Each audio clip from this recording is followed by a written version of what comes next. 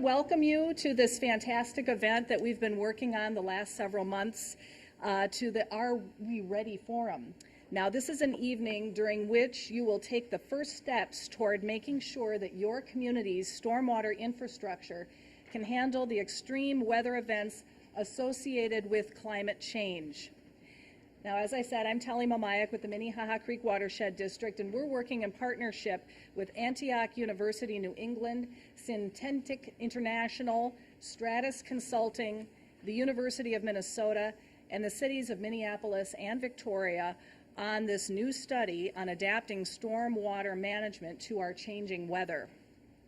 Thank you, Leslie. Now, current and projected weather patterns show a significant increase in the frequency and severity of rain events here in Minnesota. Those events pose challenges for stormwater infrastructure. It may no longer function as intended, resulting in increased flooding, property damage, public safety concerns, and adverse impacts to lakes, streams, and wetlands. Now, this two-year study, funded by the National Oceanic and Atmospheric Administration, focuses on two study sites in the Watershed District, Minneapolis and Victoria. By looking at a fully developed city like Minneapolis and one that's still developing like Victoria, this study should provide valuable information to communities across the watershed. A significant component of this study is involving stakeholders like yourself in the process to guide the research and make sure that it addresses local needs. Hence the participatory nature of this evening's event. We're looking forward to rolling up our sleeves with you and doing some good work tonight. Now, to help kick things off, we have given you some materials. First off is a pre-forum survey, this green sheet of paper. Now, if you haven't already, please complete the survey and leave it at your table or put it in the box as you're leaving. It will provide us valuable information about your perceptions leading into this evening. Inside the folder, there are other materials, including this little half-sheet salmon-colored paper. And this is an opportunity for you to pose questions to the research team, to leave any comments with us. And that is for you to refer to throughout the evening. And please, like the green sheet, please leave that with us tonight. And the questions that are posed on the sheets that you leave with us, we will address them throughout the project through our newsletters and other means. Also in your folder, you'll find a fact sheet, a bio sheet on the speakers tonight and the research team. You'll find an agenda for this evening, as well as these fun little dot stickers, and I think mine fell out of my folder. No, here they are. I know you've seen these before. We'll be using these tonight. And also a couple of other colored sheets of paper that we want you to fill out a bit later. So please be sure to follow along, and it's our hope that you complete all of the colored sheets for us and provide us the valuable feedback that we need. Well, before we get started, I wanted to give you a quick, brief rundown of tonight's agenda. We'll begin the evening with an overview of Minnesota's weather trends by Dr. Mark Seeley, professor at the University of Minnesota's Department of Soil, Water, and Climate. After he sets the stage for us, we'll hear how Minneapolis has adapted to these changes from Lois Eberhardt. She is the city's Water Resources Administrator. We'll also hear how the city of Victoria is preparing for these challenges from Kara Guerin, the city's engineer. And we'll wrap up the presentation portion of the forum with an overview of the study from co-principal investigator Michael Simpson, who's chair of the Environmental Studies Department at Antioch University in New England. Now, after the remarks portion of the evening, there will be a brief break, emphasis on the brief, followed by work sessions directed by our outreach team headed by Jim Gruber, professor of environmental studies at Antioch University, New England, and Leslie Yetka, education manager at Minnehaha Creek Watershed District. And those sessions will result in a set of topics for further study by our research team and work groups, who will report back to a second forum in early 2013. Now, before we get started, I'd like to recognize the other members of our research team, many of whom are present tonight. Background information available in your packets. Co-principal investigator of the study, along with Michael, is Latham Stack of Synthetic International. He's back in the room there. Joel Smith of Stratus Consulting. Holly Kreft, a community development director for the city of Victoria. And John Gulliver, John Niebuhr, Bruce Wilson, and Tricia Moore with the University of Minnesota.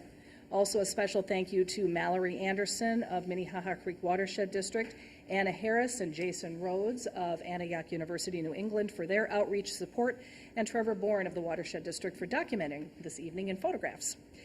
Now to kick things off, we welcome University of Minnesota professor, extension educator, commentator, author, and Minnesota's resident climate change expert, Dr. Mark Seeley.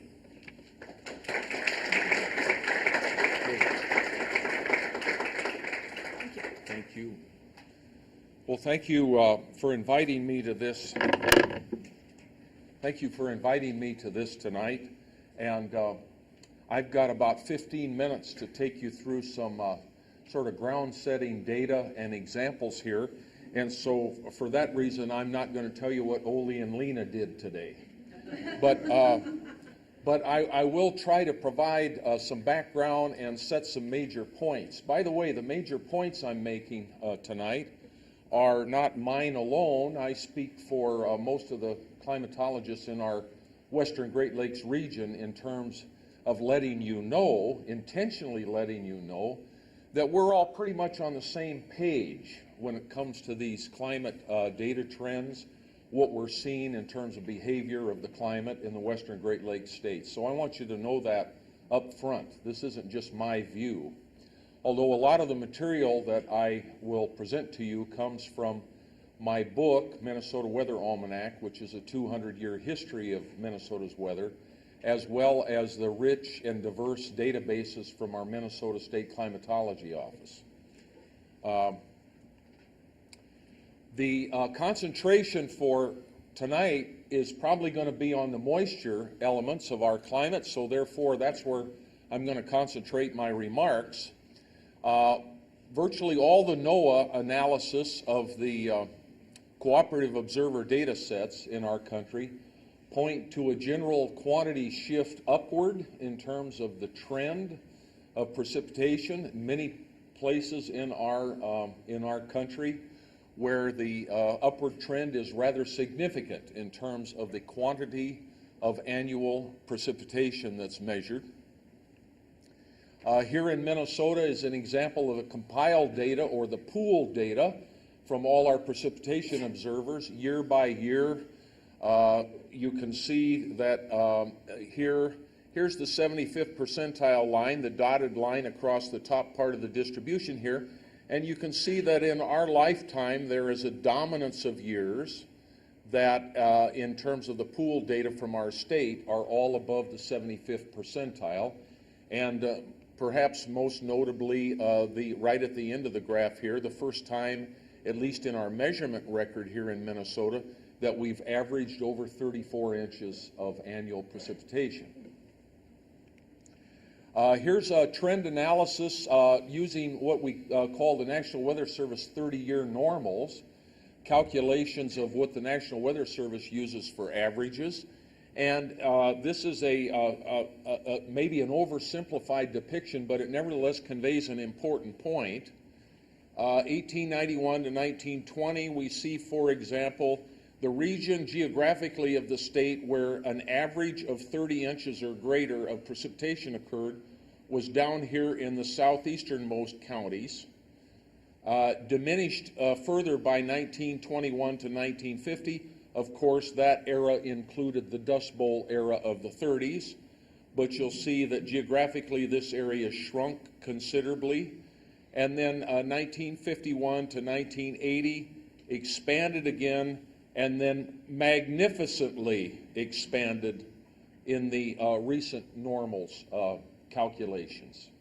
So we're seeing a trend that is in evidence geographically around the state. Also in the smooth data for the state that we look at, all the way back to the late 19th century, we see the relative periods. Again, this is pooled data. This is not an individual location, but pooled data from the State Climate Office. We see periods of relative deficiency that dominated in an earlier time, earlier generations of our predecessors here, and we see the period where we've had both a persistence signal and an amplitude signal exhibited in the surplus quantity of precipitation. If we seasonalize that, there is a seasonality to that. We see a slight mixed signal in the winter season. We see a mixed signal in the summer season, and we see a more persistent wetness signal in the data for the spring and the fall seasons. We see an upward shift in quantity at a number of locations. This isn't uniform. I want to make certain that you know this.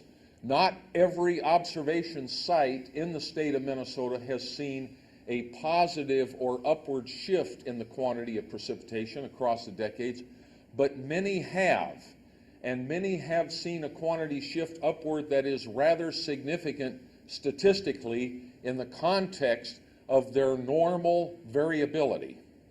And here's the record for MSP, which of course now is 20% higher than what we call normal, what we call average, what Dave Dahl or Belinda Jensen refers to as average when they're broadcasting the local weather to us, is a number now that is 20% higher than what it once was. But, and here's an important point that I hope will bear on your discussion tonight. Too often in public forums, too often even in scientific meetings, we oversimplify the dimensions of climate change and what it means. We make the mistake of oversimplifying. And my point here is that if we talk about precipitation changes only with respect to the quantity dimension, we're overlooking an awful lot of important things. And I'm not the only one that's conveying this message. There are many, many more esteemed climatologists like Carrie Emanuel at MIT, who has come to the University of Minnesota to speak, that writes far more eloquently about this. But there are many more dimensions to climate change than simply looking at quantity shifts in precipitation or quantity shifts in temperature or things like that. And so if we want to dissect what those other dimensions are, and I hope you'll have some discussion about these other dimensions tonight, because I do think they all relate to stormwater adaptation strategies. We have the quantity shift documented very well by the measurements made and stored in the Minnesota State Climate Office. Type of precipitation. Arguments can be made that we're seeing more liquid precipitation on an annual basis than frozen, and that if we fractionalize that across the decades, we're seeing a change in the distribution of those. Intensity of precipitation. If we pick a number like a 1-inch rain, a 2-inch rain, a 4-inch rain, I'm sure you're going to hear more about this later this evening, and we look at the frequency or recurrence interval of these intense levels of precipitation, we do in fact in many areas of the state see changes in these numbers. We have had, you'll recall, July 23rd, 1987, where we had 10 inches of rain here in the Twin Cities area in a period of 6 hours. And we suffered quite significant consequence from that. Frequency. The frequency distribution is a bit uncertain. We, in the longer term, are uncertain whether it's really changing, but suffice to say that, for example, in our Twin Cities record, we have ranged from just 74 days with rain back in 1910 to 145 days in a year with rain in 1977 and 1991. So we've had a range in terms of the frequency of precipitation here in the Twin Cities that is roughly double when we compare the low end of the spectrum to the high end of the spectrum. Duration. Duration's very important, whether you're looking at 30 minutes, 1 hour, 24 hours, 72 hours, what have you. Our longest time consecutively in the Twin Cities climate record where we have had rainy days has been 10 consecutive days, which would make us all a little ornery, I think. Seasonality. An argument can be made that seasonality is shifting. I'll show you an example of that in a few minutes. But we need to pay attention to the seasonality of our precipitation regime. If you think about this in the context of what's on the landscape, for example, What is on the landscape to interact with the atmosphere is a changing composition of elements as we skip through the year. And that changing composition of elements, whether it be green vegetation, bare vegetation, snow-covered landscape, bare landscape, or what have you, has a great influence on what happens to the precipitation. And the last part of this is, of course, the landscape dimension in terms of how the precipitation is intercepted, by what is it intercepted, how it is absorbed, how much of it runs off, and how much of it evaporates, all of which are very, very related to composition of the landscape. And we all know the landscape of the Twin Cities has changed amazingly over the last many decades. Here's an example taken from the state climate record of some of the more extreme daily rainfall amounts we've had in the Twin Cities metro area. These are all levels of daily rainfall over 6 inches. These are all real events. They're all documented in the state climate record. You can see the communities involved here, and you can see the levels of precipitation. You take any of these, and by the way, some of these go back to 1841, but you take any of these numbers, any of these storms, and you transpose them to the Minnehaha Creek watershed in today's environment, and you're looking at some kind of scenario that probably doesn't play out too well. But nevertheless, you can see that these have actually occurred across our history.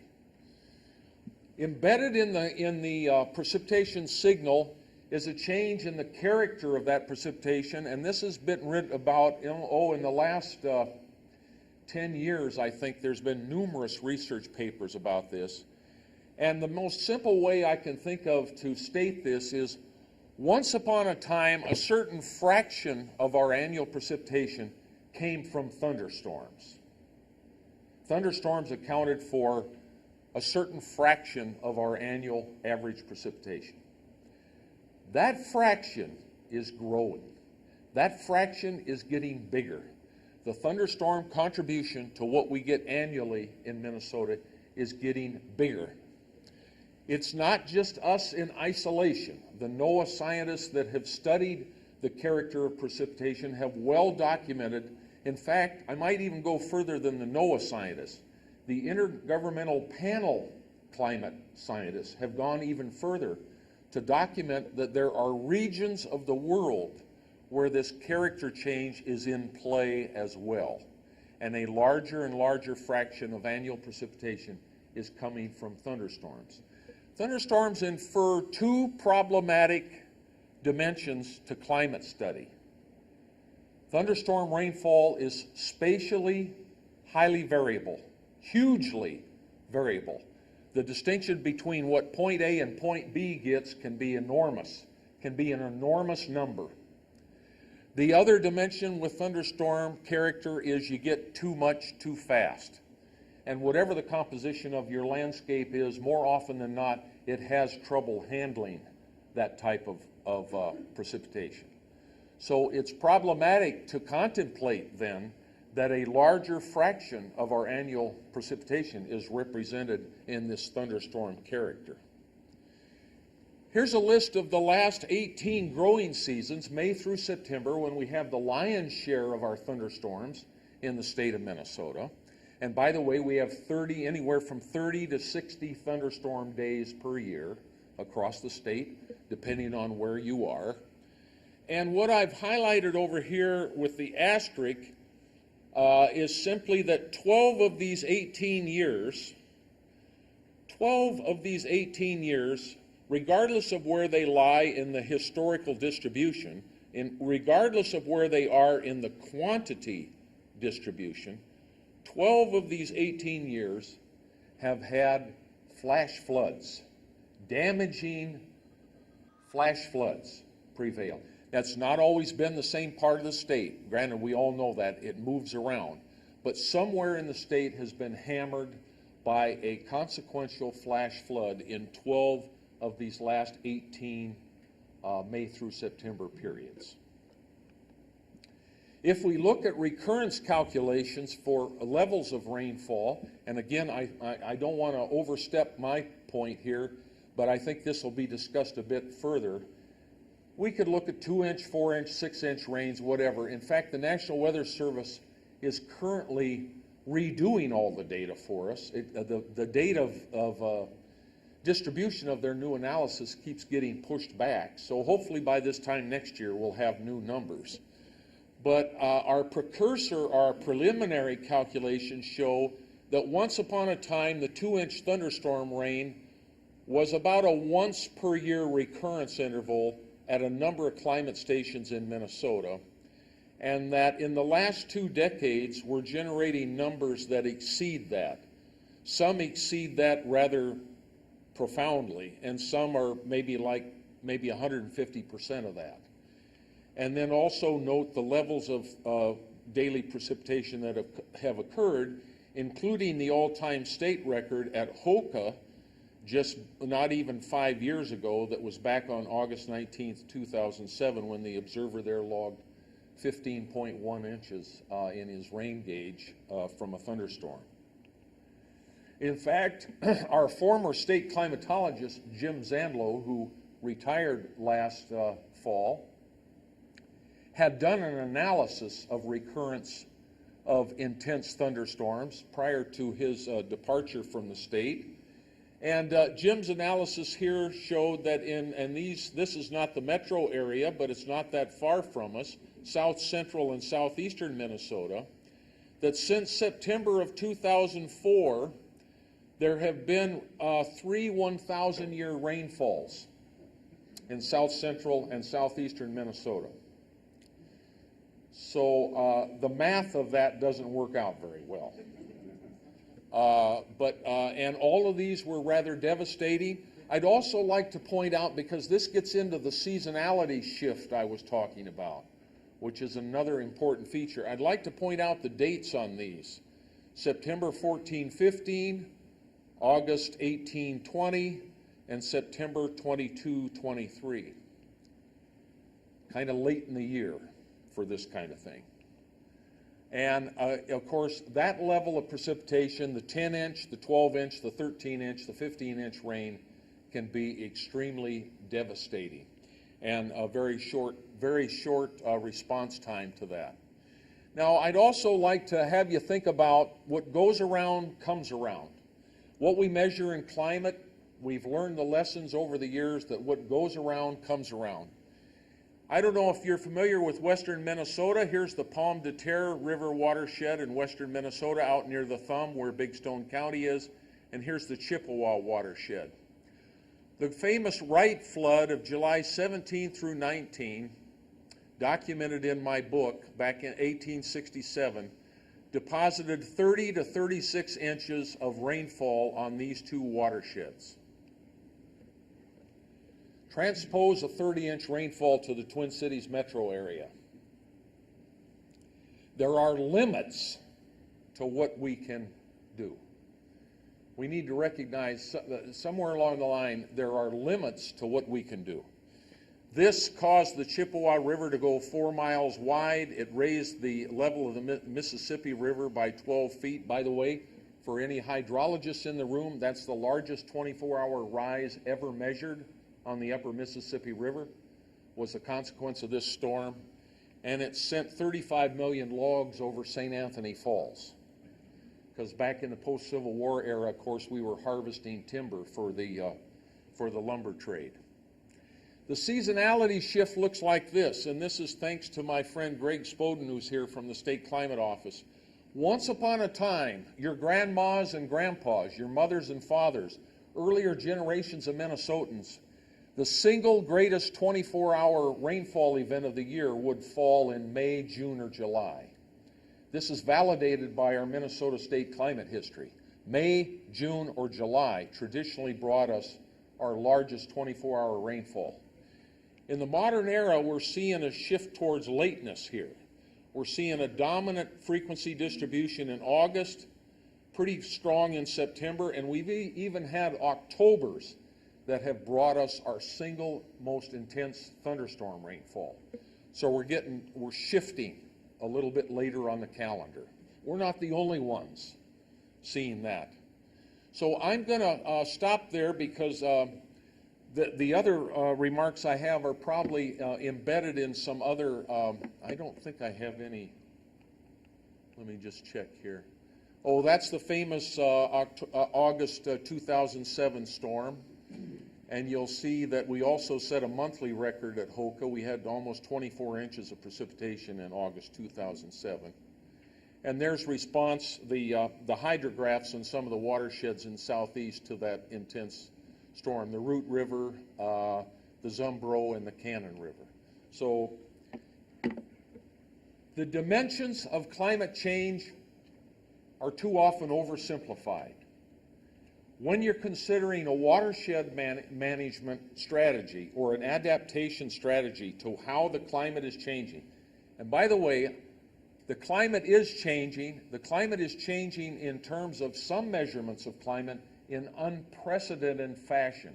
The measurements we're making in the modern era are outside the statistical bounds of the history.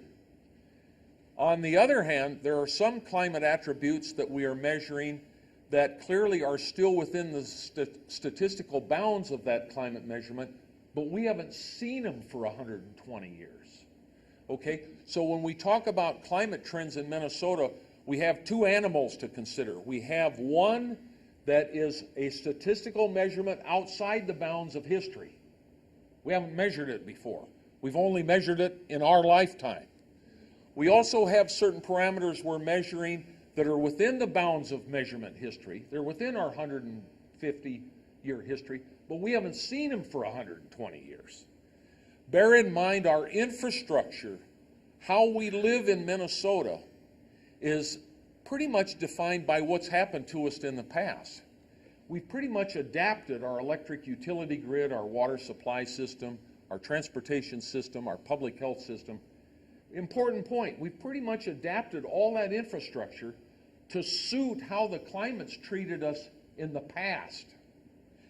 Now the climate's treating us different than in the past. So that argues that we do need to adapt. We do need to consider, we have got to adapt to this. And so that's the nature of my major points.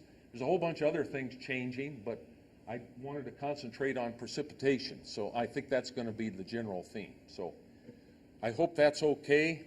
I hope I didn't get us any further behind. But thanks very much.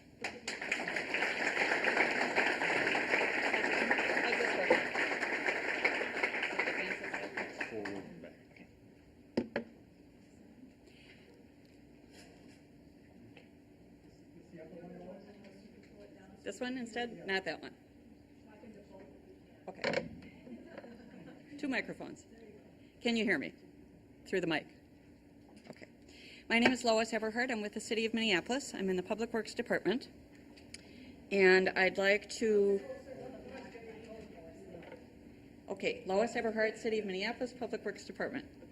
And I'd like to talk to you about stormwater infrastructure in the context of this study. So Mark spoke about trends toward more extreme events, and that the study focuses especially on summer thunderstorms, implications for urban stormwater systems. In the study, we have picked two test case areas, the Minneapolis site on your right, and then the City of Victoria. I'll talk about Minneapolis, and then representative from Victoria will come up.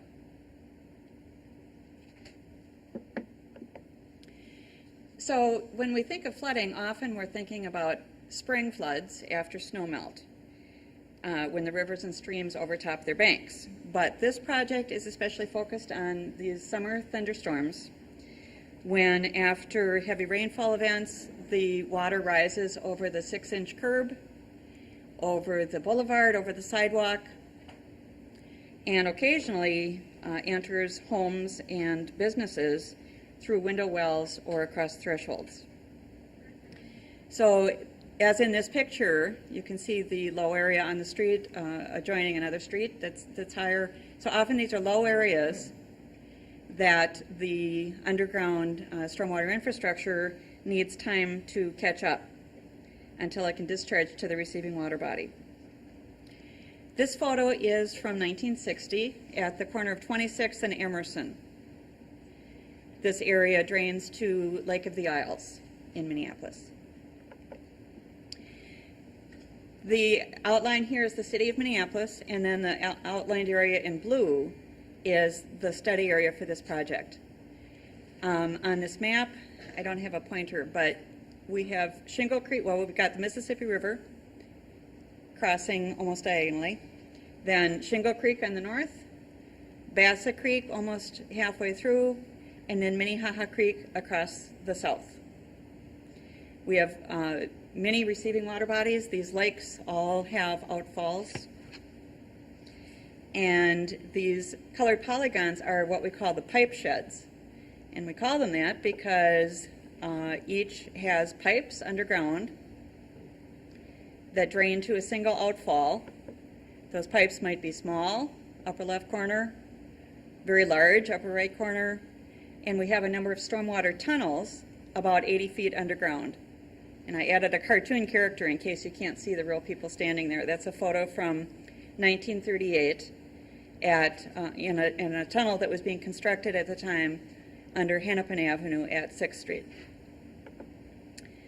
The water gets into the pipes or the tunnels through inlets of a variety of types, and then it comes out at a receiving water body through an outfall. This outfall is at the Mississippi River.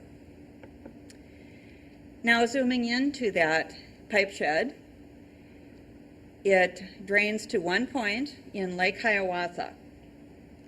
It's about 1,000-acre drainage area. Lake Hiawatha before 1923 was a shallow wetland that had wild rice. It was called Rice Lake at the time. In 1987, you heard about the event that was 9 to 10 inches in Minneapolis. Here's a photo in the Minnehaha Creek area, right outside our study area. This is 52nd and Morgan. And this photo was taken 10 hours after the rainstorm. So this is a lingering situation after these heavy events while the pipes catch up. So after the 1987 storm, we, in short order, built 3 flood projects, 1, 2, and 3. Actually, they're interconnected, and they also give some relief to Minnehaha Creek and Lake Hiawatha when they are high. The first one, Bancroft Meadows at the corner of 42nd and Bloomington, built in 1989. So on the top, you see it as an open area, probably some picnicking, some dog walking. There are some picnic tables on some of the higher ground. On the bottom is a pretty modest amount, but where it retains stormwater, or I should say detains stormwater for a period of time until the pipe network can catch up. Typically it's dry. The second one was similar. The third one, the second one was built in 1990, the third one in 2003, 37th and Columbus, and this is 2 cells. There's a dry cell way in the background, then a wet cell, and the wet cell adds more water quality improvement. For these 3 projects, a number of homes were removed. So this first example, approximately 24 homes were removed. Some of them had flood damage, others were contiguous, and so to have ample space, a number of homes were taken. Now, the most recent project that we did, that was just built last year, this is in North Minneapolis, so not the Minnehaha Creek, but different area. Here, instead of removing homes, we've removed a street. So this was a street, as on the lower picture, a typical residential street. It was removed. A trail was put in with rain gardens alongside. And really, the storage is underground in large box culverts. The biggest one, 18 by 10, is on this picture, and you see it next to a garage for a sense of scale, very large. So here it is under construction. The street was removed, and 2 sets of these box culverts were put side by side. And then on the lower graphic, you see how this works with the underground storage, and then the rain gardens atop the newly constructed right-of-way, particularly for water quality improvement. Why is Minneapolis interested in this study? To help us plan for the future, and I listed here some examples having to do with our flood mitigation devices that we've built in the past. How will they function under more extreme weather trends? Our streets, the gutters, are the first line of conveyance for stormwater. And what will extreme weather trends mean for levels of street flooding? Our oldest stormwater infrastructure dates from the 1870s. So this is aging infrastructure that we maintain, but will extreme weather trends mean higher costs to maintain and potentially have to upgrade? Last example on this slide are receiving water bodies. So our creeks, lakes, the creeks, the Mississippi River, these are all beloved resources in Minneapolis. Part of our identity is the city of lakes. What will the extreme weather trends mean for water quality and shoreline stability? We consider these when we do our flood mitigation projects. So that's what I'd like to say about Minneapolis, and now the city of Victoria. Thank you.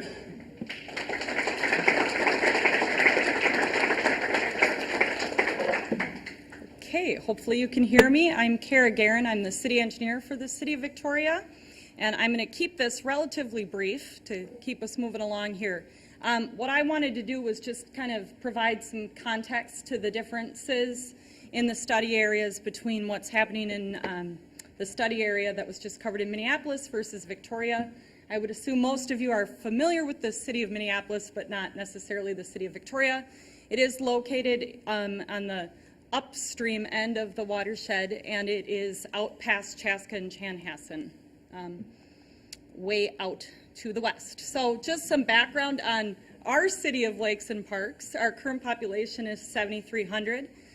What's unique about our city, which is outlined in green, is that we have 10 square miles of city, but within that we have 12 lakes.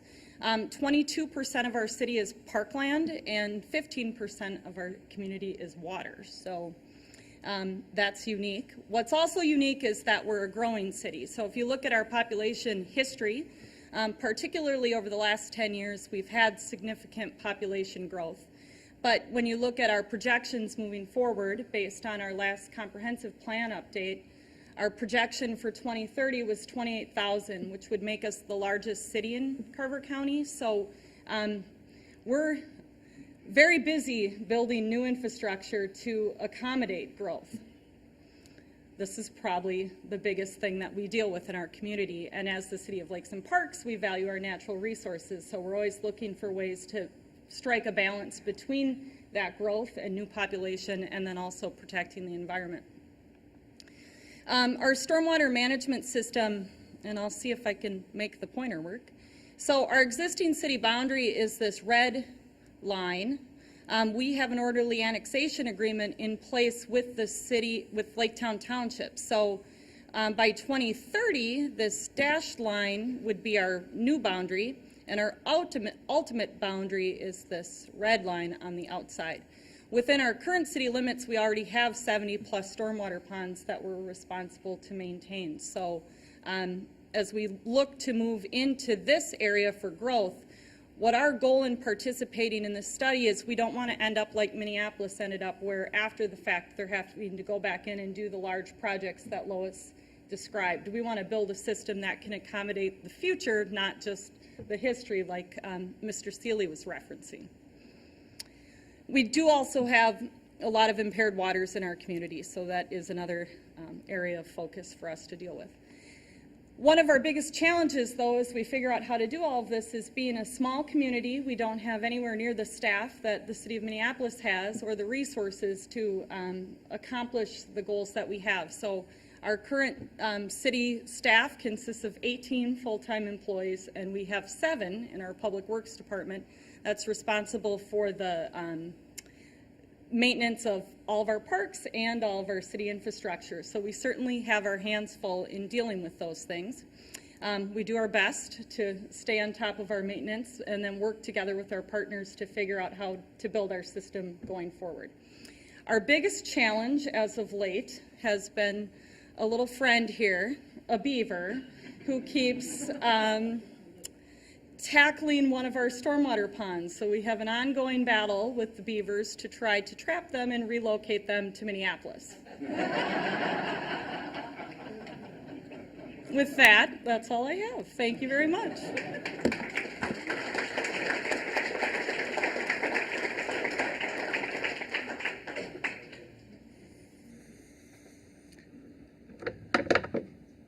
Can you hear me? Okay. Hi, I'm Michael Simpson. I'm one of the principal investigators on this project, and I'm going to explain to you exactly what NOAA is funding for us to do in conjunction with the University of Minnesota and Stratus, and the cities who have been amazingly gracious to me and my colleagues as we've been out here. This is my second visit, third for Latham, so I'm very happy to be here. Just to let you know, this research approach was developed by Latham and I back in 2003. This is my sixth research project that has had some aspect of it. NOAA has funded 4 of my research projects, and Joel Smith, who's on the team, says this is his second project with us, which is a NOAA project. So I just let you know that we're going to be bringing some knowledge that we brought from the East, but we're going to try to keep it in the East. But if you remember Mark Seeley's picture of the United States, New England and the Northeast is black. Everyone else is blue as far as the increase in extreme storm events. So that's why our research focused on that, because of that kind of reality that we're facing. Okay, so basically, this is a team effort, and it's actually an interdisciplinary approach to doing this kind of research. No one person can do it. And so we have climatologists, statisticians, hydrologists, engineers, and economists working on this in order to get through this. So I'm going to just point out sort of what the structure of the research is, and then I'll just give you some early data, and I wouldn't say it's definitive data, but it's basically we've started the research, and we do have some preliminary results that I'd just like to share with you, just to give you an idea of where we're going with this. Okay, so to our research, the data input we're going to be looking at is climatic data. Mark gave you a great introduction to that. But basically, we're going to be looking at historical data and developing what we call a baseline scenario. And then we're going to be looking at future potential rainfall based on downscaling global circulation models. Okay, and we will be using a number of data stations. Mark said that there's a variability over the space of Minnesota, so we will be downscaling, looking at that. We're going to combine that change, which is climatic change, with land use change. And so we're going to be basically more to the point in Victoria, because the area in Minnesota is pretty much built out. But basically, how is that landscape going to change into the future for the same period that we're looking as far as climate change into the future? So we're actually looking at 2 change dynamics together, okay, to determine that. And then we want to look at what is the vulnerability of the infrastructure that's passing water. Okay, it's in Minneapolis. It's obviously a large network of underground connected stormwater pipes. In Victoria, it's a series of drainage systems that go into dual-stage ponds and wetlands to deal with this. All this input data basically goes into modeling to determine runoff and peak flow calculations, and this is what the University of Minnesota is doing a lot of this to determine what the outputs we will be using. So the kinds of things that we are going to be presenting to you as outputs, and we have a schedule to have a lot of this done by fall. One is basically projected precipitation amounts into the future, what we consider optimistic and pessimistic, so you have a range of possibilities. We're going to be looking at system components adequacy, that is basically based under current situations and projected situations. We're going to be looking at sizing of components of pipes specifically, and looking at what it would take for those pipes to pass the future projections that we're looking at. We're going to be looking at the impact of green infrastructure on that, basically as part of the build-out, especially in Victoria. How would that mitigate the impact of having to change the piping systems? And finally, we're going to be doing projected cost impacts based on scenarios of possible ways to address these issues.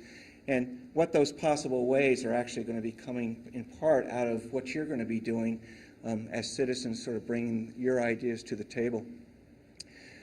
I just wanted to show you this because the next slides are going to be talking about this, and I just want to sort of bring everyone up to the same level of understanding, though I know that, about a quarter of us are engineers or hydrologists in here, but this is basically, when we talk about our analysis, we're really looking at the extreme storms, not annual precipitation.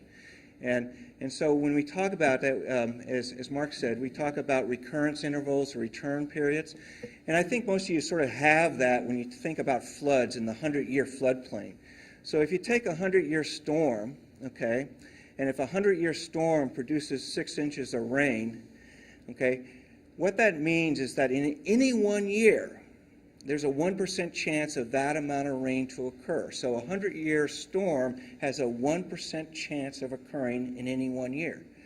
Because of probability of flipping a coin or turning the cards over, just because it happened last year, it can happen again this year. That's how probability works. Okay? But this is, the probability is based on long historical data records that we look at. Okay? Now, the one we really are focusing on, that the sort of the return period we're interested in, is the 10-year storm, which basically is the storm design for the infrastructure for stormwater systems right now. Historically, it's been changing. Before 1960, it was the 2-year storm and 1-hour storm. And then it changed again in the mid-60s, and then in the 70s it became the 10-year storm. Means that in any one year there's a 10% chance of getting 4.10 inches. Okay, so that's basically, just sort of you want to understand that. And up at the top, just to show you that a 1-year storm, that means in any one year you have almost 100% chance of getting that amount of rainfall. Okay, so that's how a return period uses, and I'm going to be using that technique. Now, this is that same table but put on a graph. And so at the x-axis at the bottom, that's the 10-year storm. The way you read these tables, a 10-year storm basically gives you 4.1 inches of precipitation. That is a 10% chance of that storm occurring. Now, if we look at these two graphs, let's see if I got a little laser here. Do I have a laser? Okay. Okay. Basically, what this upper line is basically what's called is the design storm return period. It's also known as TP40, technical paper 40. Basically, engineers all over the country are using these amounts for return periods to design infrastructure. 10 is what we're using for stormwater here in Minnesota. The bottom graph here is actual empirical data from 1982 to 2012, and then determining what the return period would be just based on that 30 years of data. And what you're seeing is that TP40 has a margin of safety in it, but it wasn't designed in it. It just happens to be based on empirical evidence. There's somewhat of a margin of safety in it, that basically the empirical return period is less than the design. But what we're seeing is as we get up close to the 10-year storm, okay, that difference is tightening up. That is, that margin of safety between what engineers use and what the empirical data is showing is tightening up over the last 30 years. You get up to a 25-year storm, which is what we use in New England. We use a 25-year storm, 24-hour event to design our infrastructure. You basically see, in this case, the TP40 is going to be underestimating what we want. So if we look at that, Now, this is basically the period, roughly the period in which TP40 was created, and this is the return periods that came out of the actual data. Okay, not the TP40 numbers, but the actual data between 1926 and 55. But that's about the era in which TP40 data was creating those return periods. The upper line is the one you just saw, 1982 to 2012. You can see both are empirical data. And if you look out at the 50-year storm event, okay, which has a 2% chance in any 1 year of occurring, you can basically say in empirical data that basically in the old data, the data from 1926 to 1955, it created just under 4 inches of rain. However, in the new data, that amount of rainfall is now the 10-year storm event. Okay, so basically what we're seeing, and we've seen this in all our research, is basically the amount of rainfall at a certain level basically is coming more frequently. Okay, and as a result, what we are seeing when we look at our infrastructure, and this is just a little part of the Hiawatha pipe basin in which we are doing our study, we see that they're already, if we take our current 10-year 24-hour storm, that there's actually some pipes that are already undersized. Okay, for the amount of rain going through them, they can't handle that. Now, if you take this next level, which is 3.86 inches, which is based on today's data, okay, you can see that as you increase the storm, more of the pipes become undersized. And what that is a 3.86 is a 10-year storm based on current data. The previous one was a 10-year storm based on the old data. Now, if you go here and go up to 4.84, that's basically the 25-year storm amount, and you can see as you increase rainfall hitting your watershed, more and more of your infrastructure starts to become undersized. So what we're starting to see at the discharge point, and this is basically with a pipe that all these little pipes go into and it comes out into Lake Hiawatha, is basically, if you look at today, increasing today's 10-year storm just by the amount and to 100%, increasing it by 100%, and that's what I just did with that little dot, okay, and I go up and look at that curve, okay, what that does is it increases the peak discharge coming off out of the pipe. That makes sense. More rainfall, more coming out of the pipe. But, you know, for you people that have done hydrologic studies on the landscape using, let's say, the CN method, you know that the results are, this is a 100% increase in precipitation amount. This is only a 7% increase in runoff, when that doesn't make a lot of sense to us. Where's all the rest of the water? Well, where it is it's up on the streets. It's going over into the lawns. It's basically filling up the ball field. Okay, and so what we're starting to see, and we found these results before in some other studies. Now, if we look at the same sort of percent increase in design storm, increase the rainfall by 100%, what we have here is the percentage of components undersized and based on today's 10-year 24-hour storm. You can see, even today, there's 30% of the pipes that are undersized. Okay? And if we basically increase our rainfall by 100%, which is realistic based on our climate projections in other studies, okay, for the 10-year storm, basically what you get is the 100% increase in precipitation, but you get a 60% increase in undersized culverts. Okay, so it's not one-to-one in both those cases, okay, and this is important because we found that basically if it was a one-to-one relationship, 100% increase in storms would give us a 100% decrease in, or increase in undersized culverts. There's some resiliency in the culvert systems, okay, but you really start to exceed their capacity at some point in which they start to go under. So what we're going to do is basically give you not only how much, we're going to tell you where things are occurring, we're going to tell you at what point they exceed their capacity, we're going to tell you what is the probability of them exceeding their capacity at different scenarios into the future. So then you can start making decisions of how you want to deal with that. You can either ignore us, because doing nothing is an option, or you can decide to basically come up with some strategies based on what you consider risk. Okay? Because if the client, as Mark says, if things are changing, and some of them are changing significantly, and you do nothing, all you're doing is increasing your risk coefficient. Okay, so I'll stop right there.